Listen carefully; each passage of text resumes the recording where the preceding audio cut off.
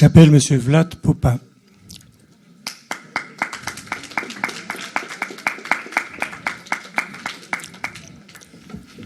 Vous avez sûrement tous déjà remarqué quelqu'un comme ça dans votre vie. Que ce soit en cours, à un repas de famille, au travail peut-être. Bref, partout. Il est possible que vous le trouviez ridicule, étrange, qui sait. Certains diraient qu'il cherche juste à s'inventer une vie, en faisant le différent. D'autres affirmeraient qu'il est tout simplement coincé. Mais quel est le problème en réalité? Eh bien, tout ce qu'il fait, c'est être un petit peu plus discret que les gens autour de lui. Tout ce qu'il fait, c'est éviter de se faire remarquer. Mais donc, il ne fait pas comme tout le monde, il est un petit peu bizarre, n'est-ce pas? Toujours là, dans son coin, il n'essaie pas de se mélanger aux autres, il n'a même pas l'air d'avoir d'amis. J'imagine que c'est ce que certains d'entre vous doivent penser. Mais pour moi, vous avez tout autant tort que raison. Vous pensez que c'est une faiblesse. Mais moi, je suis ici pour montrer les qualités de cette discrétion. Pour commencer, je dirais que la discrétion est une preuve de maturité. Quelqu'un qui ne cherche pas forcément à se faire remarquer par les autres, qui se fiche du regard qu'on lui porte, se fait passer lui-même en priorité.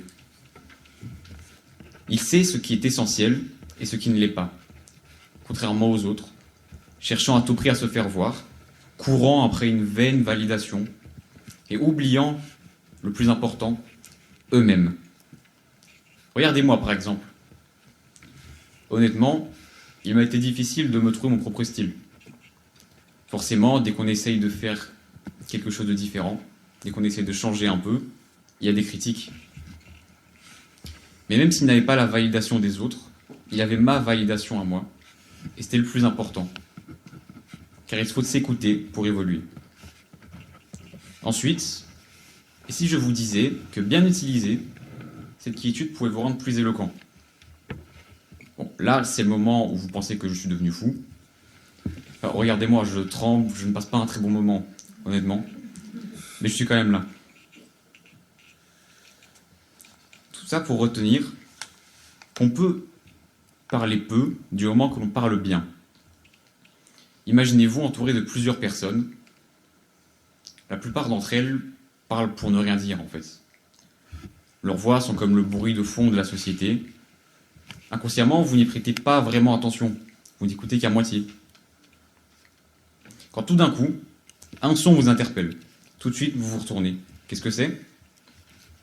Ce n'est qu'une voix, comme une autre. Mais en fait, c'est la voix de quelqu'un qui n'a pas prononcé un seul mot jusqu'à maintenant. Quelqu'un qui, avec ce silence subitement brisé, attire toute l'attention sur lui. Quelqu'un qui a privilégié la qualité de ses mots à leur quantité. Quelqu'un qui a économisé son temps de parole au lieu de déverser toutes sortes d'informations inutiles lui passant par la tête. Bien utilisée, cette méthode peut facilement capter l'attention de votre public en un claquement de doigts. Outre ces deux points positifs, j'ajouterais que le calme permet de mieux apprécier la vie et d'être plus heureux. L'humain, dans sa nature, a toujours cherché à acquérir plus que ce qu'il a déjà.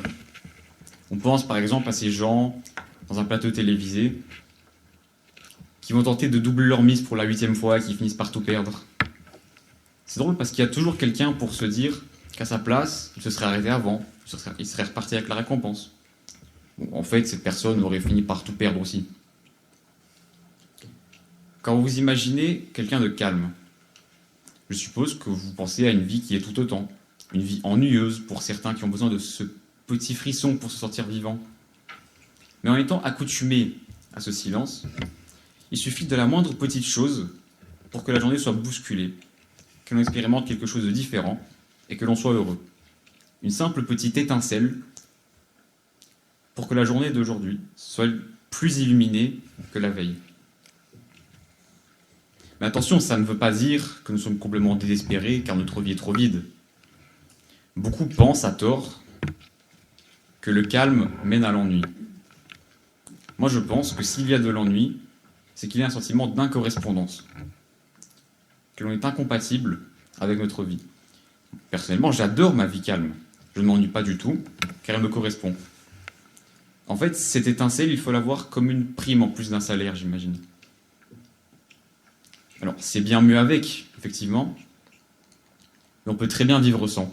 On n'est pas obligé de courir après ce petit plus et risquer de tout perdre par la suite.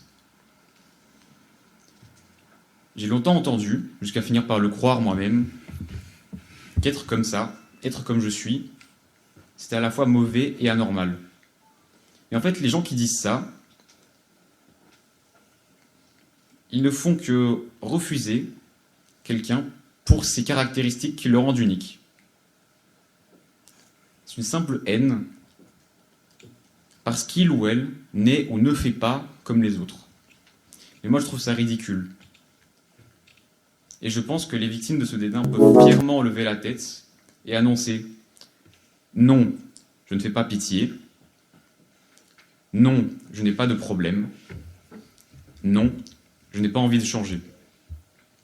En revanche, oui, je suis heureux comme je suis. Oui, je suis sain d'esprit.